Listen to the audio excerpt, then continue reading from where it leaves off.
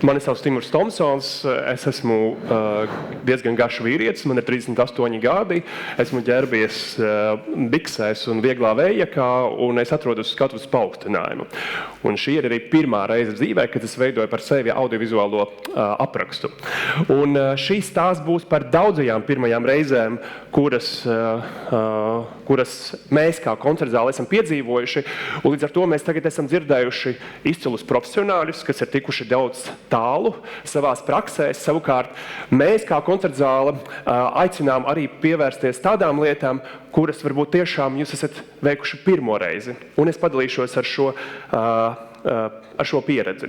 Un pirms es sāku, es labprāt gribētu jums pajautāt vienu jautājumu, vai jums ir kādas vietas, kur jūs nejūtaties 100% droši.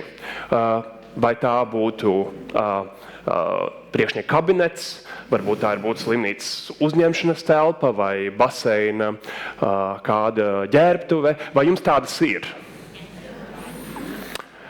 Man arī tāda ir, un tā ir un tā ir pareizticīgā baznīca. Un es pats esmu pareizticīgs no tādas manas veidīgā pareizticīgo, mana ģimene, bet jāsaka, ka šie skaistās bildes, šis zelts, tie kodi un rituāli, kādi pastāv pareizticīgā baznīcā, vienmēr man uzdod jautājumu, kas te notiek? Vai es varu pareizi, vai es pareizi kustos, vai es pareizi saģērbies, vai es pareizi pieeju pie ikonas, un es saprotu, ka šie jautājumi man ir tik būtiski, ka vienā brīdī es pasaku, es gribu ienākt, bet varbūt es to nedaru tik bieži, es nejūtos īsti droši šeit. Un jāsaka, ka šī sajūta par pareizticīgo baznīcu, kur mēs nejūtamies droši, ir aktuāla arī mums kā koncertzālē. Jo man prieks to, ka jūs esat ļoti aktīvi kultūrā, bet mēs arī zinām to, ka daudziem cilvēkiem tiešām ir bažas un bailes arī ienākt tādā ēkā kā koncertzāle, jo arī mums ir dažādi kodi un noteikumi. Mēs baidāmies, vai mēs aplaudējam pareizajā vietā, vai mēs skatāmies, kā Googlā cilvēki meklē, vai kā ir jāģērbjās uz šo vietu, vai šī mūzika, ko mēs klausāmies, ir pietiekami vienkārša vai tomēr sarežģīta, ko mēs nesaprotam. Un ko tas īsti nozīmē? Šie visi jautājumi īsti parādās mūsu apmeklējuma rezultātos. Un ja mēs paskatāmies, kā kultūras ministrijas pētījumā par kultūras iestāžu apmeklējumu, kā tas izpaužas, mēs redzam šo. Un ja mēs paskatāmies pavisam kritiski, tad apmeklējam klasiskās un laikmatīgās mūzikas koncertus tikai 8% no sabiedrības. Un tad mums ir jāuzdod sev jautājums. Kur tad paliek šie 92%? Kāpēc viņi mums nav mūsu starpā? Un tas ir pietiekami liels cipars. Uz Liepāju tas aptuveni būtu ap 5200 cilvēku, kas būtu ļoti, ļoti aktīvi, un pārējie vienkārši tādi nav. Un tad mēs nonākam pie absolūti tādām vienkāršām mārketinga teorijām. Kāda ir tā auditorija un kādas ir viņas intereses? Un tad mēs paskatāmies to, ka mums ir auditorija, kas ir mūsu fani, un es ļoti ceru, ka tie esat jūs. Mums ir auditorija, kas ir vienkārši interesēta mūsu darbībās. Ir auditorija, kas arī zina par mums, un tie ir tie 8%. Man jāsaka to, ka koncertzāle piedāvā daudz vairāk lietas, arī teātra pakalpojumi, arī mākslas izstādes, un tas procents, protams, ir lielāks. Bet ir arī ļoti, ļoti plašs loks, kuri nav ieinteresēti. Un tad mēs saprotam, kādā veidā mēs komunicējam ar saviem faniem, un tad kā mēs komunicējam ar cilvēkiem, kuri galīgi nav interesēti. Un tas ir pēc mārketinga teorijas, tas nav nemaz tik grūti. Mums jāsaka segmentēt cilvēkus, auditorijas mūsu. Un tās auditorijas ir ļoti, ļoti dažādas. Tas varbūt arī jaunieši, tie varbūt cilvēki, kuriem ir vecāki vai ir jaunāki cilvēki, tas varbūt vīrieši, sievietes, tas varbūt cilvēki pēc geogrāfiskās teritorijas, kur viņi dzīvo, tie var būt arī šajā gadījumā cilvēki ar funkcionāliem traucējumiem daži, jo arī viņiem ir nepieciešams justies droši šeit. Un šeit es nedaudz fokusēšos par cilvēkiem ar funkcionāliem traucējumiem, kādā veidā mums ir šī pieredze strādāt ar viņiem, ar šo fokusa grupu. Un man jāsaka to, ka kamēr, lai varētu sākt strādāt ar šo grupu, Es ļoti ceru, ka šeit ir daudz vadītāji, kuri ir šeit apkārt, jo tām ir jābūt vadības lēmumam. Tas bieži vien nenāk ne no projekta daļas, vai tas nenāk no mārketinga departamenta, ne no klienta apkalpošanas departamenta vai no tehniskā departamenta. Tas ir jābūt stratēģijā, ka mēs vēlamies strādāt ar sociālo iekļaušanu. Arī bieži vien ir, kur ir rakstīja pieteikums Eiropas projektam, tur ir skaidri pateikts, jums jābūt strateģiskam mērķim, iekļaut dažādas sociālās grupas. Un, protams, arī mums koncertzālē mēs esam to pirmo reizi ierakstījuši arī stratēģijā, ka mēs sociālo grupu iekļaušana ir ļoti svarīga mums. Un jāsaka, ka tas varētu arī tiešām korporatīvais lēmums, kas, protams, ir ļoti cieši saistīts ar strateģiskiem lēmumiem, bet kas ir dalāms gan biznesa lēmumos, jo mums ir dažādi klienti, kas pērk arī mūsu biļetes, un mums ir cilvēki ar funkcionāliem traucējumiem, ir mūsu klienti, un mēs gribam, lai viņi šeit justos droši, un viņu pieredze, nonākot līdz koncertzālei, ir patīkama pieredze, tāpat kā jebkuram citam cilvēkam, un arī ētiskais lēmums. Jo, protams, arī mēs esam ļoti dažādi cilvēki, kas maksā nodokļus, arī to, ka mēs varam klausīties šeit mūziku, un mums šīs Latvijas demogrāfiskais attēlojums, un mums vismaz idejiski jāmēģina pietuvoties šim ideālam, sabiedrības ideālam, kuri jutās šeit droši, jo mēs saņemam publisko dotāciju.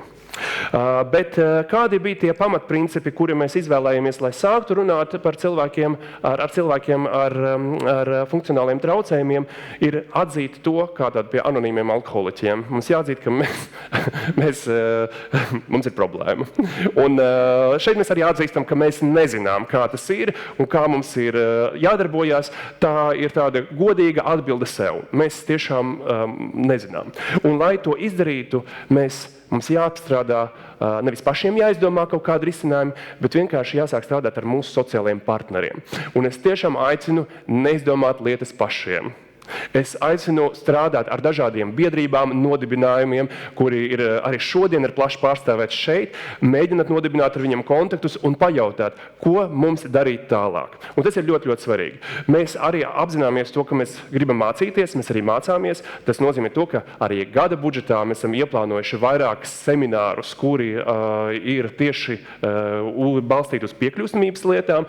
Mēs arī testējam kopā ar šīm mūsu sociālajiem partneriem šīs dažādas lietas. Mēs nezinām, kā tas darbojās tieši mūsu kontekstā, un mēs ar viņiem notestējam, vai viena vai otrā lieta tiešām darbojās pie mums.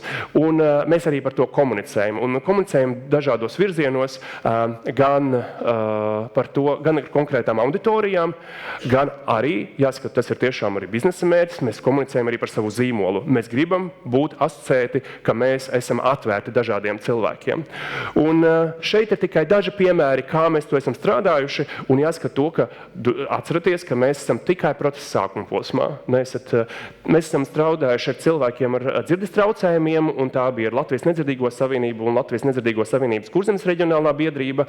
Mums ir pieejama indukcijas cilpa lielajā zālē un arī informācijas centrā, un mēs tiešām esam aicinājuši viņus uz koncertus, strādājām ar viņiem, lai saprastu, kādā veidā šī indukcijas cilpa palīdz viņiem klausīties koncertu. Un viņi dalījās ar savu pieredzi, un mēs esam ņemuši šo vērā, esam to publicējuši arī savā kas ir biežāk uzdotie jautājumi, un, protams, esam pievienojuši arī katram koncertam arī zīmi, kuriem ir pieejama indukcijas cilpa, arī šo speciālo zīmi, ka šajā koncertā jūs varat pieslēgt savu dzirdes aparātu pie sistēma, pie indukcijas cilpas, un tas kļuva redzams. Mēs esam strādājuši arī sākām strādāt ar cilvēkiem ar garīga rakstura traucējumiem. Liepāja ir brīnišķīga iestāde Liepājas Līvupas pamatskola, un šajā posmā mēs esam tikai tādā sākuma posmā, kur mēs aicinājām direktori pastāstīt, kā strādāt ar klientiem ar mentālajiem traucējumiem, jo mūsu zālē var atrasties tiešām ļoti plašs cilvēku loks, un mums ir svarīgi saprast vietu ierādītājiem, biļešu kontrolieriem, kā reaģēt vienā vai otrā situācijā, un tas ir diezgan svarīgi. Un katru gadu gadu mēs paņemam aptuveni vienu grupu auditoriju, ar kuru mēs vēlamies strādāt, un mēs domājam šogad, kur būs tā grupa, ar kuru mēs varētu uzzināt kaut ko vairāk.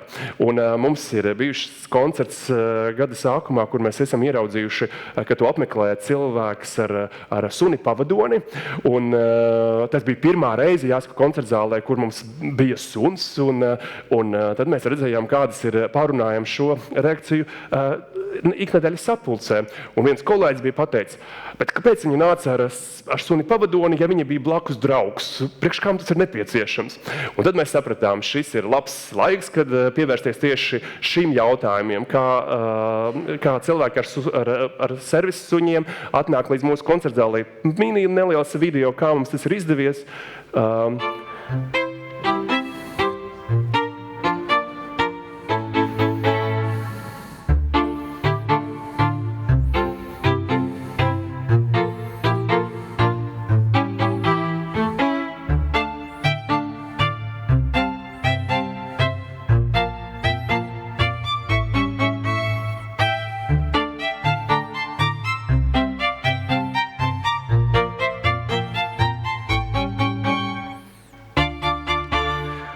Jā, un, protams, mēs arī veidojam šobrīd par sociālo kampaņu par šo, un beigās tas ir nevis par to, lai informētu pašus cilvēkus, kuriem ir šie servisa suņi, jo viņi nav tik daudz, mēs ar viņiem komunicēt patiešo, bet tas ir pasrādīt arī mūsu auditorijai, ka šeit var atrasties suns, un lūdzu, varbūt nepieskaramies viņam, jo viņš ir darbā šobrīd, vai skatāmies, neuzkāpjam virsū sunim, jo viņam vajadzīga vieta, lai viņš atrastos, un tas ir ļoti bāzes jautājumi, tā kā tas nav nemaz tik sarežģīti.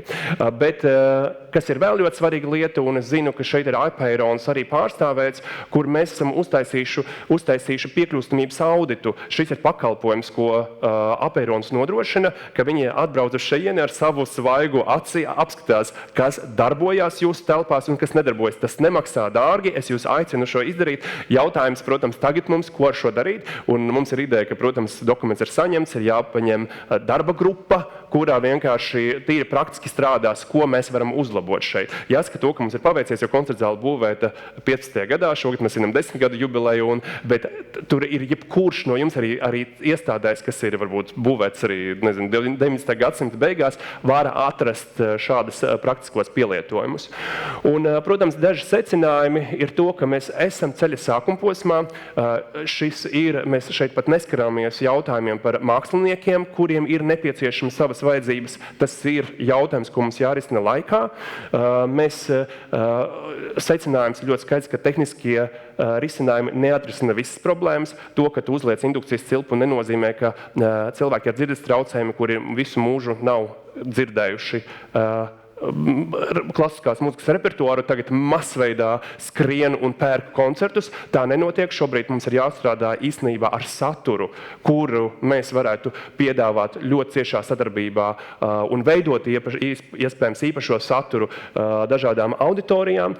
Un, protams, mēs šobrīd ļoti praktiski veidojam klientu apkalpošanas vadlīnijas, jo personāls nomainās un mums katrs mūsu vietu ierādītājs vienkārši sākot darbu, viņam jāizlasa, kādi ir tie noteikumi. Mēs ļoti nevēlamies atrast situāciju, kuru jūs lasāt, kā kafejnīcā neielaida kādu servisa suni, jo cilvēks vienkārši nezināja, kā rīkoties, jo zīmolam tas var būt ļoti graujošs efekts, un mēs nevēlamies tur nonākt. Līdz ar to mums jāveic preventīvie darbi. Un ko mēs darām arī, kas mums ir ļoti svarīgi, mēs braukājām, apskatāmies, ko dara mūsu kolēģi. Mums bija iespēja tikko septembrī viesoties Kilden koncertzālē Norvēģijā, kuriem atsevišķa programma Kilden Dialog, kura, jāsaka, ir pavisam citā līmenī. Ir atrisināti piekļūstamības jautājumi. Šī programma, ko viņa taisa reizi 2 vai 3 gados, nākot uz speciālām ar sadarbības partneriem, veidojot iekļaujošās izrādes, pielāgotas izrādes ar bērniem un jauniešiem ar dažādiem funkcionāliem traucējumiem. Un šis ir tiešām ļoti lēns, garš process, lai šie cilvēki, kas uzkāpj uz skatuves, jūtās droši un pārliecināti, un ka šis saturs adaptēts viņiem. Un jāsaka, šis ir veiksmes stāsts. Viņi izpārdot 7 izrādes pilnā zālē par diezgan lielām cenām, un tas ir viens no Kilvina koncertzāles veiksmes stāstiem. Un jāsaka, ka viens no mūsu aktualitātēm, es pavisam jau tagad pabeigšu, ir doma par to emocionālo pieejamību koncertzālei. Un jautājums, vai šajā telpā jūs jūtaties labi un droši. Un es, lai atbildētu uz šo jautājumu, esam uztaisījuši gan pētījumu ar 150 respondentiem, gan esam veidojuši fokus grupas, lai uzdot vienu jautājumu. Kā jūs labi jūtaties publiskajā telpā? Ko jūs domājat? Kādai ir jābūt publiskajai telpā, ja jūs jūtaties droši? Un kopā ar dizaina studiju H2V mēs decembrī palaižam pavisam citu konceptu, kurā mēs strādājam ar tādām telpu, dažādiem dizaina elementiem, ar mēbelēm, ar dažādiem dizaina risinājumiem.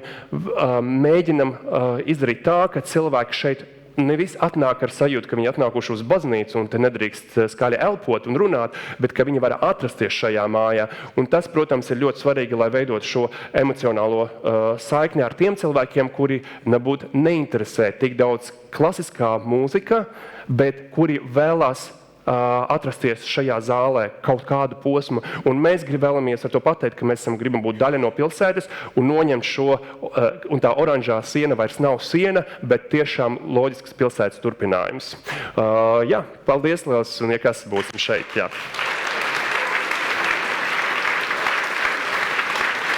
Timur, liels paldies!